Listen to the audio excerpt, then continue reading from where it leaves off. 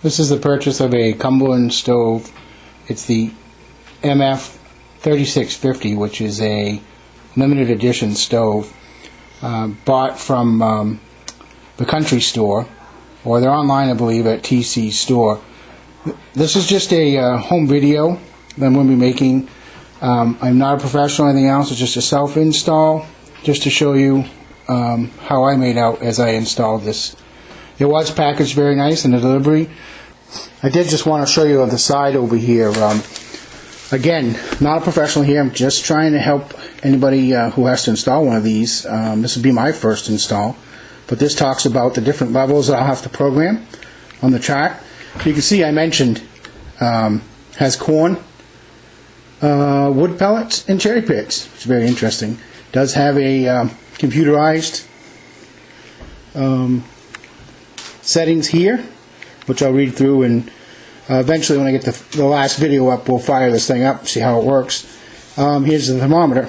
I am going to go around to the back side real quick just to show you that it has a vent, which has actually got a filter on it, which I think is really nice. This will keep kind of like a HEPA filter. I have already just put this piece on for my stovepipe, which I'll get into later. That's a vent pipe right there for air, and over here, as you can see, is the power cord plug, as well as the I can put an external thermostat, which I'll probably do later on. So I'm going to go ahead and start putting this together. Each one of these videos will show that step. Okay, well, I've put the stove on its side, and I have the instructions. I'm just going to show you the pictures. I'm not going to go through all the wording, but as you can see, it's laying the device down and putting on the legs, and then putting on the handle for the hopper, as well as the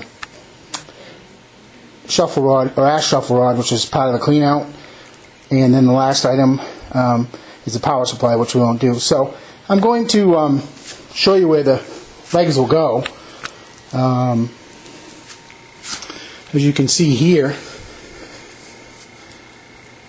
the legs will go in the four corners. They're already pre-tapped.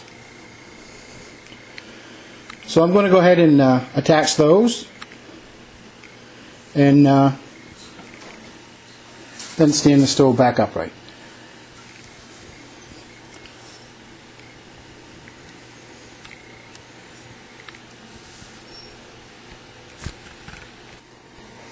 Here I'm just showing real quick. I've got the 4 screws, or 4 nuts, bolts, I should say, put in. Getting ready to tighten them down, and I'll do that in all 4 corners. And then I'll come back and we'll stand the stove back upright. Okay, we've got all 4 of the legs on. As you can see, there's 3 bolts in each. There's 2 in there up in the corner. It's actually fairly easy to get to. 12 bolts, 1/2-inch socket. I'll put those on. There is a nice thing right here. These feet, I guess you'd call them, on the legs are adjustable up to 1 inch, so you can level out the stove. Okay, so now I'm going to stand the stove upright, and we'll put on the next part. Well, now the stove has legs. It's quite a bit higher, actually. It's quite interesting. That's good, though. So there's some space, some ventilation there. The ash pan came with a handle on it. In a minute, I need to put on the shaker. Right now, I'm actually going to go and put this handle on to the hopper, which is right back there. Looks fairly simple to do. The parts are just screws. 2 screws there on the handle, and 2 holes there on the hopper.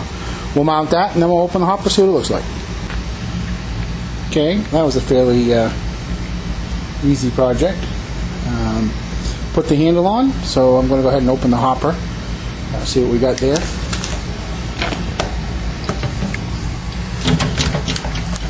So as you can see, More instructions. I'm guessing these are probably safeties.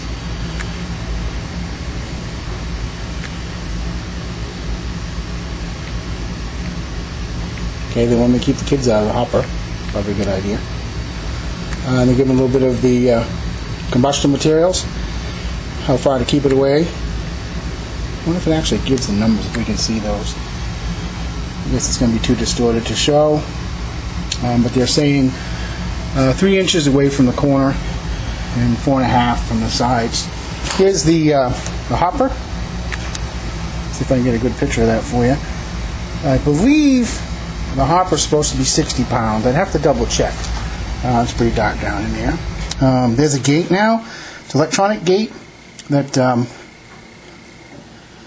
they actually sent special instructions saying that it would shut off, close during power outage if I didn't have power, or if there was a fire problem with the burn pot, and it has a reset. So that's going to be a good safety feature. I apologize for not having good lighting here. I don't even know if I'm going to be able to show you this. The burn pot, I actually put that in. It's upside down. It's a pretty good size burn pot. I mean, I can't really show it to you, but it's a pretty good size. There's a handle out here that mounted to that, and that allows me to move the top of the burn pot, which unfortunately I'm not going to be able to do, back and forth for cleaning. So I'm pretty impressed so far. We'll give it a try.